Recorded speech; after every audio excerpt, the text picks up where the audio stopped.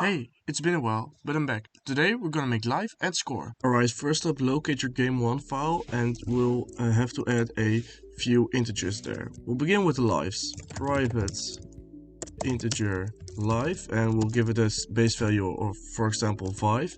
And we'll start off with a score. We'll call it private integer score, and we'll start with a base value of 0. Next up, we'll go scroll down to our update class, and every time our player is hit by an enemy, then our lives should subtract. So it says right here, if the player projectile and player overlaps, the projectiles will be removed and 1 point of our life will be taken, and we'll indicate it with a minus, which is actually a shortcut for just -1. And for the score, we'll do the same when the enemy is hit. So when the enemy is hit, the score will go plus. Again, this is a shortcut for just +1.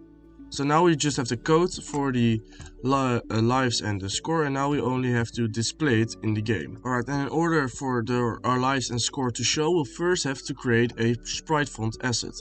We'll do that by opening our content.mgcb file right here. We'll go to new item and we'll open a sprite font and we'll call it, for example, text. Then we'll create it, and now we have a text.spritefont file. Now we have to rebuild everything, and if everything has a green check behind it, you know it's worked. Now we have to double check if our text.spritefont is actually in our VS Code, and we see that it is, so that's all fine. If we want to change anything about the text that will show up on our screen, like the font or the size or the spacing, we can adjust it here. You see the font name is Arial, the size is 12, spacing is 0, so that's just the basics. Alright, in order to use our sprite font file, we'll have to create a private sprite font field named text font in our game1 file. So, and we'll go below our sprite badge and we'll write private sprite font text font. And when we go to our constructor right here, the public game1 constructor, we'll write the following. We'll write it right over here.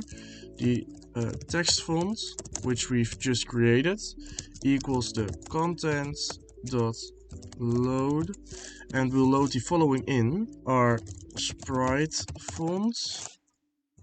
And from the sprite font file we want the text file. So now our text font will load the sprite font file called text that's right over here in our VS. Alright, and if you then scroll down to our draw method right here, we will be able to draw our text. Alright, and in the draw method we will call our sprite badge.drawString method. And we'll write it in the following location right over here. We'll write sprite badge.drawString, and we'll do brackets text font comma $sign. Then we'll do the apostrophes. We'll write live with a double point, and then we'll write this.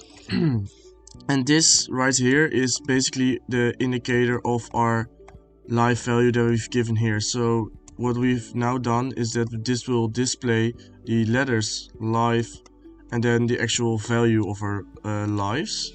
And then if we go to a new line, we'll do the same. We'll write score, and after this we'll do a comma, a vector2 for the .0 for the location, and we'll do a color. And we'll give it black. Alright, and be sure that you call it a underscore sprite badge with a lowercase s, because that's what we called our sprite badge all the way through. I forgot that. So right now you should have no errors and it should all run. And right now you see that we have a live down here and a score, and if I hit a toilet, you'll see that my score goes up, and if I'm being hit by shit, my life goes down. But as you've noticed, our life can go into the negatives, so we have to fix a game over screen. So we'll do it right now. Alright, and if we go to our game1 file, we scroll all the way to the top, we'll create a new bool value. We'll go below our score and we'll write private bool, and we'll call it game over in camel case. And the standard value of this should be false, because you don't start a game whilst being game over. And then if we go to our update method, which is right over here, we'll write a new if statement. And the if statement is going to be very simple. If our life is less than 0, then game over is true. And this is it.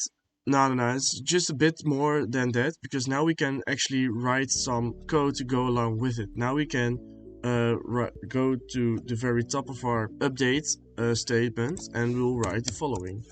If our game over statement is true, we will return it, and this essentially just freezes our game, which I will demonstrate right now. Right now we have 5 lives, and if I take as many shits to the face as possible, when it's game over, our game should just freeze. As you see, nothing is moving, I can't move, as our game has froze.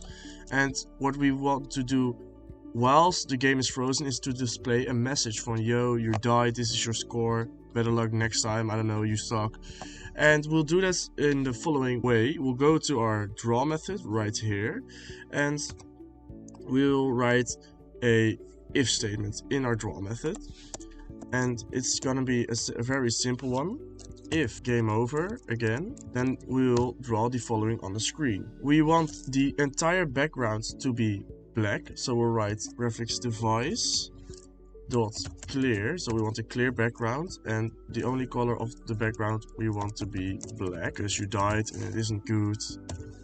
And below that we'll write underscore sprite batch, dot begin. Below that we'll immediately write sprite batch dot end, so that we don't forget. And between these two we will write the following. Vector2 text position equals new vector2, and we'll do screen width divided by 2, comma screen height divided by 2, and this essentially displays our text at the exact center of our screen.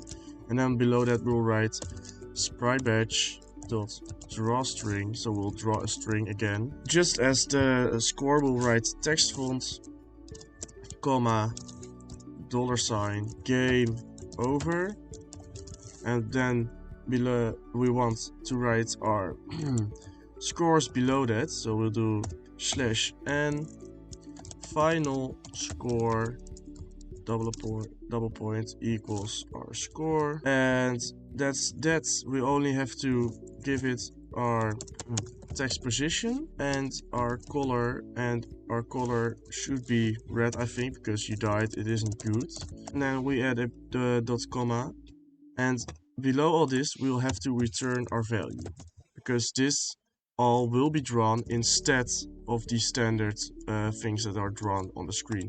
So right now, if we test this, we should have 0 errors and it should all work. As you can see, we still have everything that works. Our life, our scores are all still working, but when we die, which is now, you see game over, I made a spelling mistake, our final score is 0. And if you want this to be bigger, which we've talked about in the beginning, then we would have to go to our text.sprite font file, and we'll be able to increase our font. So let's say we want it to be 36 and with a bold style instead of regular. We'll just have to save our file, and if we launch our game again, you'll see our scores and lives are bigger. And if I get a score right now, let's say 3, and I die, shoot me, thank you. You see everything is a little bit bigger, it's a bit bolder, and our final score is 3. You will also notice that the game score, or our game over thingy, isn't exactly in the middle. That's because the exact coordinations that it's placed is in the top left corner of this make-believe box. So you have to fidget a bit with that to get it exactly in the middle. So enjoy!